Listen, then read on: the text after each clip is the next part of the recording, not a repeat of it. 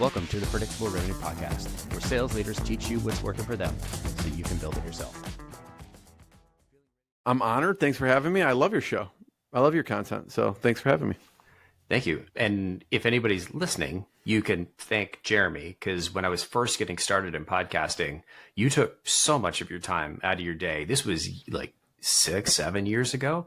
You helped me tremendously. So from the format of the show to the coming up with the process and figuring all the stuff out, like probably wouldn't been doing this or wouldn't be doing it nearly as well without you. So thank you. Thank you. You're so welcome. I hesitated before having you on the show this afternoon. And I never do this, but I've been doing what you're doing. I just started doing it this week, or last week actually, but all the interviews started hitting this week and they were working so well. I'm like, I don't want to have Jeremy on, because if everybody else starts doing this, then it's going to not work. It's not going to work as well for me. And like, I'm not making this up. This is an actual thought. I was getting my lunch and I was like, could I in good conscience cancel this or do something else? And I was like, no, I can't. I've already committed. You do an awesome job. I got the idea from you. I got the idea from you and another podcast guest I had on, and I can't remember. He's from, I think, Halifax, and he had a consultancy, and he was doing this a while ago, and he told me I should do it, and I never took him up on the idea. And then after you and I reconnected, I was like, you know what? I should give this a try. And it's working so well. Jeremy, I'm doing it. Why does this work? So when you say this, yeah, let's take a step back. Tell me what you're talking about. Yeah, we're talking about how to find your best customers, your dream 200 clients using podcasts, using podcasting. Yeah. So I took your ideas and I just started. I went, you know what? I'm going to interview them. I know the things. I know how to do outbound. I know how to do a podcast. I'm just going to go do it myself. Yeah. Tell me, I've already probably spoiled a little bit of this, but how did you get into doing podcasting in the first place? How did the idea from this come about? Because I don't think this is what you were doing initially when we first met. No.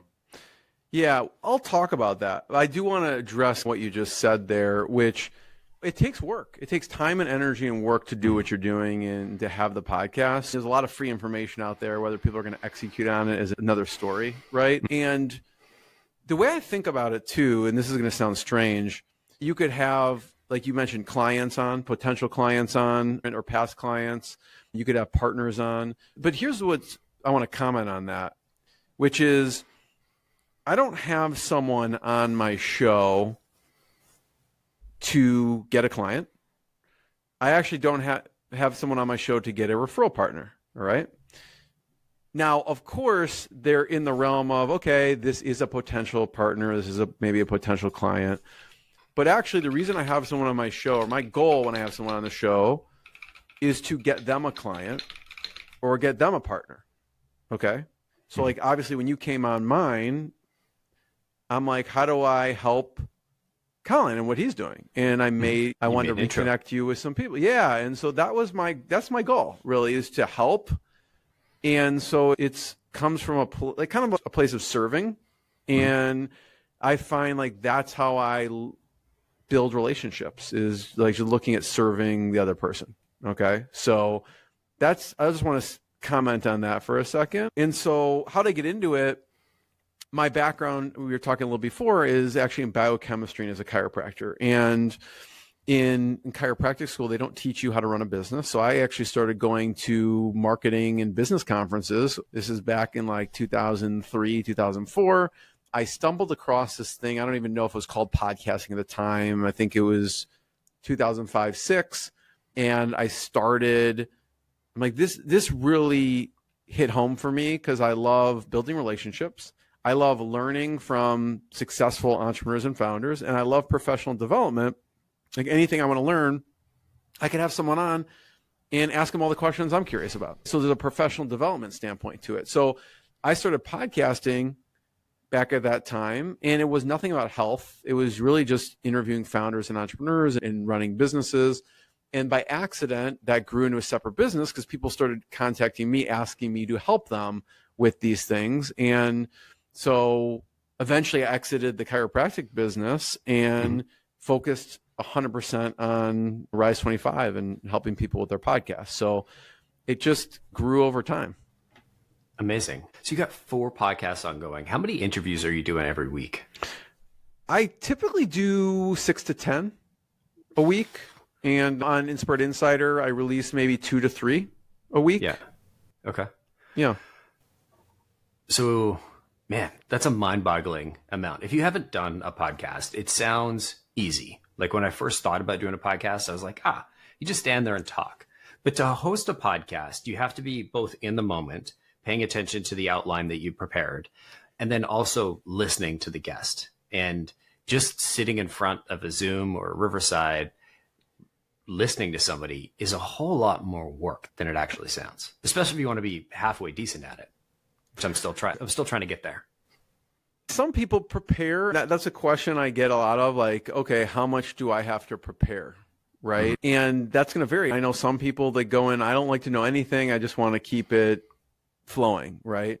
I am the opposite of that. I like to really, I think when I had you on, who knows? I mean, I listened to everything in 3 times speed, but I could have listened to like 10 hours of you talking, right? Which is equivalent to 3, but still, because I really wanted to go deeper, right? So I say at a minimum, people should at least look at someone's LinkedIn profile. I think there's a lot of stuff in there that's could be interesting, where their background is, and also obviously their about page. And I try and tell people at least watch one, if there's a video out there on them, listen in 2 times speed, and just you'll get some good nuggets on where the conversation could go.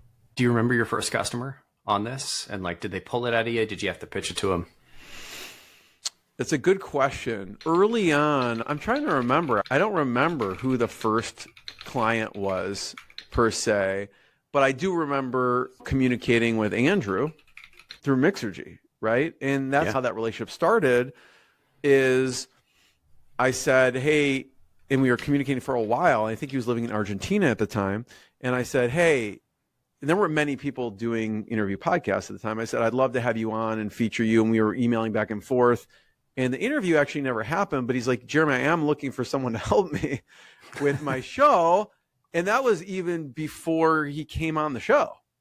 Okay. Amazing. This was in communication to ask him to be on the show. And so I do talk about this when we're talking about ROI with a podcast, because people are thinking about downloads and how do I get, they're asking questions that are like, how do I get downloads? How do I get subscribers? How do I get viewership? And my answer is, it's about the relationships. Those things don't matter. And case in point with Andrew, which I never really thought about it like this, but this is before I did an interview with him. It was before, obviously, because I didn't do an interview, the interview, there's nothing live, so there's no downloads or subscribers or anything. So it's not predicated, the ROI is not predicated on downloads and subscribers. When we're talking a B2B podcast, it's just the relationships when you're communicating. That could be via text or email or phone. So that happened just via email, trying to get him on the show. And I think that kind of resonated with me, because the podcast for me hasn't been it's not a revenue earner. We don't sell ads on the show. We don't, but when we survey our pipeline, I shouldn't say everybody, but I would say, I think the last time it was 80% of people that bought from us had listened to the show ahead of time. And that's one part of it. But the other part is, especially now that we're like, I'm remote. I've always been in Vancouver. I have no desire to leave Vancouver. I really like it here. But the access that a podcast has been able to give me to all of these folks, and I've been able to talk to some of the most interesting people in revenue, some of my favorite revenue leaders I've met through the show. I've had a chance to sit down and talk with them and interview them and pick their brain and learn from them. And 1, the learning is tremendous, but 2, just the ability to have had a conversation with them and then establish a relationship. So now when I go to Chicago, I know to hit up Jeremy. When I go to San Francisco, I have a group of folks to hit up. And when I reach out to founders, right, I have an audience that I can, 1, I enjoy their content. I get a chance to connect, and I get to meet people that I wouldn't have had a chance of bumping into in the streets here in Vancouver, or in a co-working space, or in an accelerator. 100%. If you haven't figured it out by now, I did actually want to have Jeremy on the podcast. I'm here to just suck all the information out of him, because I'm going to steal all of his ideas.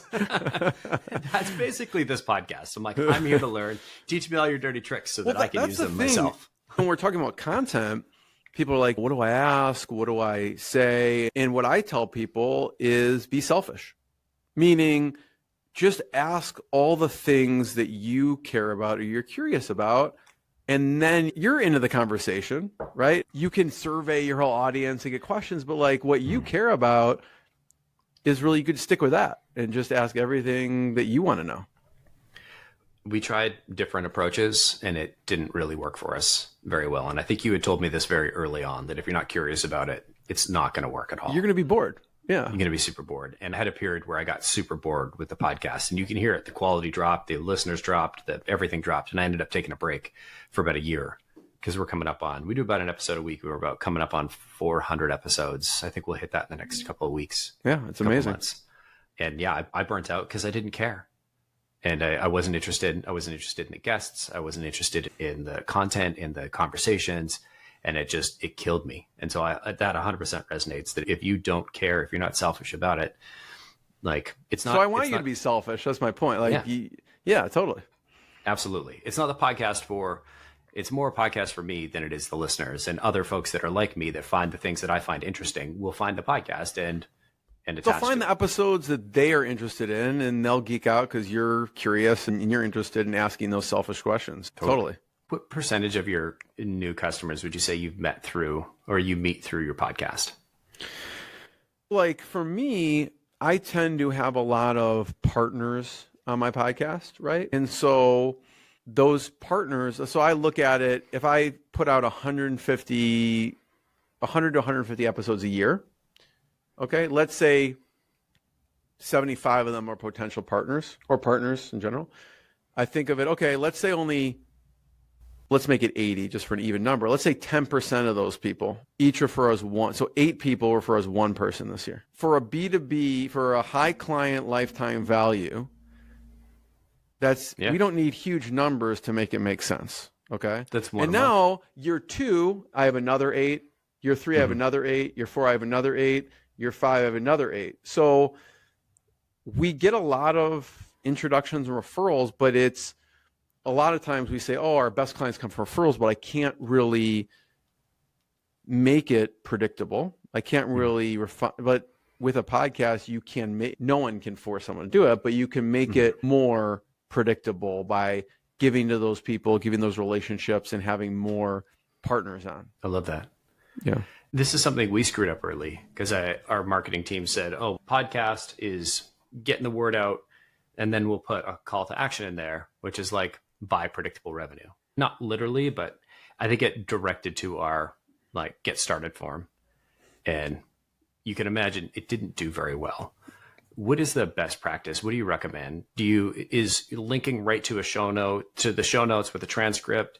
Is it to a blog post about that summarizes the episode? Is it subscribe to the newsletter and you'll get the transcript sent to you? From like a call to action perspective? Yeah. What should be in those show notes for that next step? If it's not, follow us on. Yeah, I think one, there should be just something clear in the very beginning of a show on what the company does. Okay, first of all, because so like if you listen to our interview and you heard it because I read it on what the heck we do, right? There's a lot of ones when I'm doing research for someone and I listen to all these podcasts, I don't know what the host does. I don't know what the company does at all. Okay. And mentioning it in the first part, it could be very short, very short. And I find, here's the other thing, Collin, some people, and they'll fight me on this sometimes, and they'll say, oh, I'm going to read the same thing over and over. Let's just put it in. Let's just clip it in the beginning. Okay. And I'd be like, sure, do that if you don't want ROI from your podcast. Right. Because I'm on your show, right? I'm going to share the episode. Will I go back and re-listen to the episode? So I may never hear your sponsorship message. And arguably, I'm not going to say but your guest arguably is maybe the most important piece of this whole entire thing. And that most important piece will never hear what you do. Do you know what I mean? You broke my brain in half, because one, we definitely had a pre-roll ad that Sarah recorded years ago I believe still playing at the beginning of this episode. So, Ugo, if you're listening, I just wrote a note for us to change that. I'm not even saying you have to change it, but like at least read something live, right? You could keep whatever is there too, but like read something live at a minimum. Too many ads. We've played with it a number of times, and I went through a period where I think didn't have enough bandwidth, and so we tried to optimize for let's just get it done as efficiently as possible, as opposed to as high quality as possible. And like the quality approach only takes another 2 minutes for me to read the ad read. I can read an ad read. Yeah. And also, like, I like to incorporate the guest into my read. Like, if I'm saying, listen, if you don't have a podcast, you should. Listen, Collin has a podcast. You should check it out. I was listening to it today. Like, I'll incorporate you into my sponsorship. What gives it even more credibility, like, look at this important person I have on that's cool and really smart. Check their podcast out. They have a podcast. And so it's not just I'm reading the same thing every time, but it's adjusted a bit according to the person. You know what I mean? Mm-hmm. Oh, and it comes across as way more organic. It comes across as, you're always going to be, anytime you're reading something, you're going to be constantly rethinking it and updating it. And I think when was the last time I rethought the ad that Sarah reads or read? Because I'm pretty sure she recorded that 2 years ago. It does. It helps me. It's helped me personally in different settings succinctly say what we do, because I read it 10 times a week and I have to verbalize it. And like you said, I tweak it and change it, make it shorter, make it more concise. So I totally agree with you. 100%. Yeah. That was one of those moments where I felt like I got shot. I was like, yep, we're doing that wrong. Brain went totally blank for a minute. At least you have a message. I know shows that don't have anything at all. Say somebody's listening and they want to get started. So you got Zoom. Everybody probably has Zoom or Riverside. The only reason I use Riverside is I've had some issues where a guest had bad internet and Riverside records locally and then uploads to the cloud. So it's a bit more of a pain in the butt because it's not Zoom, so it's non-standard. But the advantage there is fewer chances you're going to have to re-record if there's a bad connection or if there's a blip somewhere inconvenient. Yep. So you've got somewhere to record. What else do I need? You just honestly, well, if we keep it super simple, you just need a platform to publish it, right? You could publish it on YouTube if you want. Obviously, when we're doing it, we'll submit it to all the podcast channels and everywhere it needs to go. But if someone wants to just upload it to somewhere, you could upload it on LinkedIn. It doesn't even matter, right? Yeah. Wherever you're uploading it. Now, like I was saying, ideally you want it on your website, right? You could put it in a place and then embed it in your website, however it is. That's easy to do in like a YouTube or something like that. Mm-hmm. What do you do for yours? Like you record them on Zoom, then you have something. Do you use Libsyn to distribute them? Yeah, we have an enterprise level account, and there's so many audio hosts out there. You know what I mean? I mean, I've used a version of Libsyn before we had the enterprise for, who knows, over a decade. So it's Libsyn Enterprise, or is Enterprise a separate thing? I'm not familiar. Yeah, it's like an enterprise version where we pay separately and we have different features, et cetera, because we run so many shows.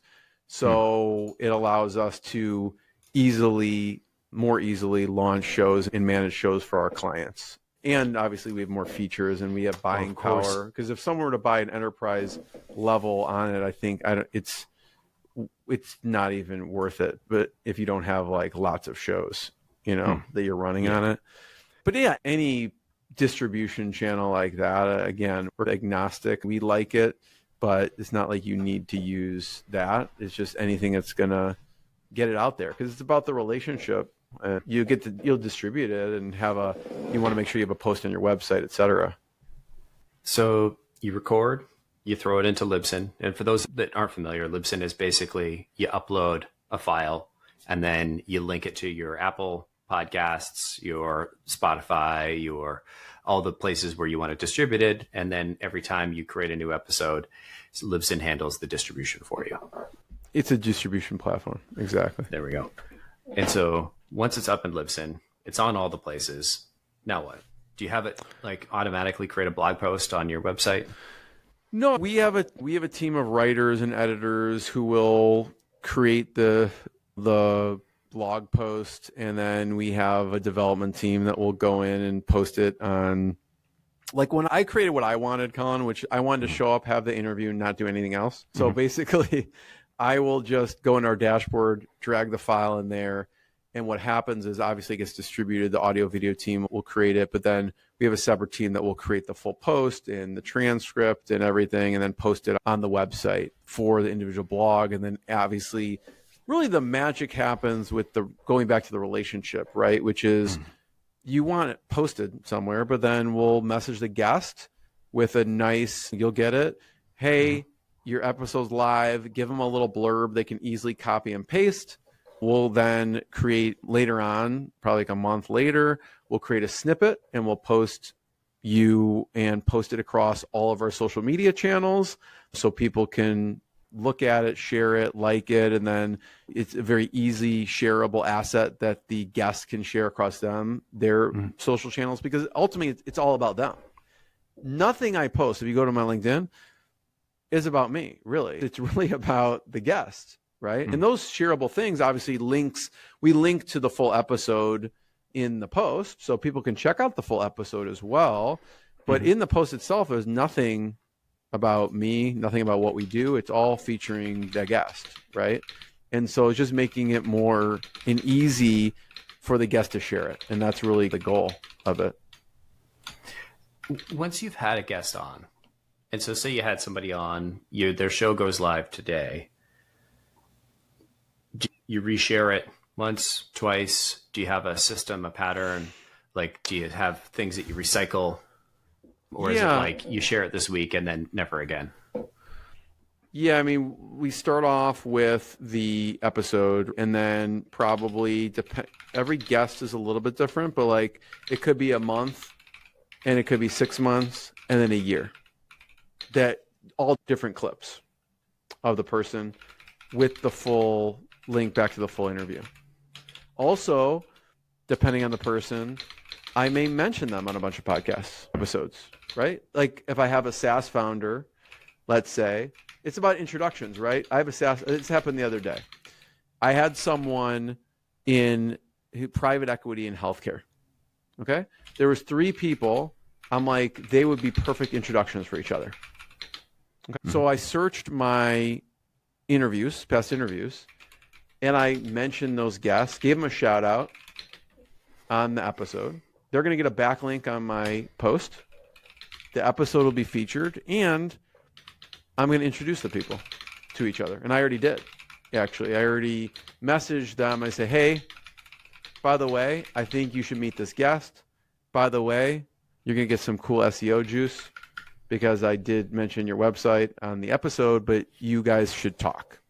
And all 3 responded within, and they're all busy entrepreneurs, right? They all 3 responded within a half a day and said, sounds great. So I was able to make 3 great introductions to my guest that they're going to collaborate with previous guests.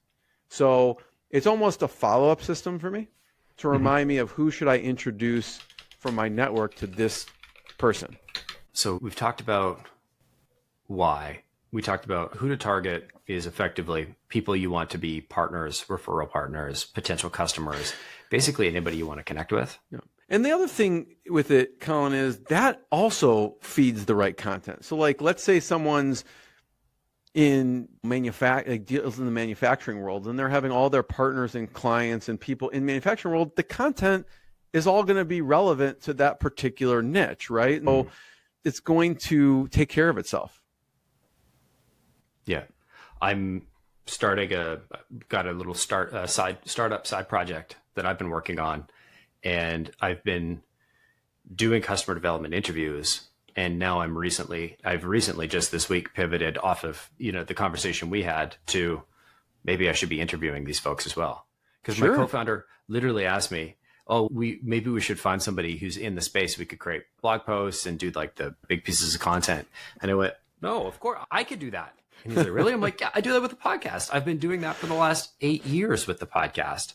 I know how to do that. And so as a new founder in a new space, it's creating an opportunity for me to learn about this new market that I'm opening up. And it will not only create connections, it'll create good content, it'll create awareness, it'll create partners, it'll create folks that can help me learn and get introduced to everybody else in the industry. So I will say this, if you're listening, you absolutely can do this yourself. If you're a founder, it's 100% doable. If you're trying to scrape together every last dollar and you're like, I can't afford to hire somebody else to do this, 100% doable. I did it myself. I found somebody to edit the videos for pretty cheap. I'm sure it's even cheaper now with all the AI editing stuff. The thing that helped me was I had a marketing team in place. I built the process. I trained somebody to do it. Who was it?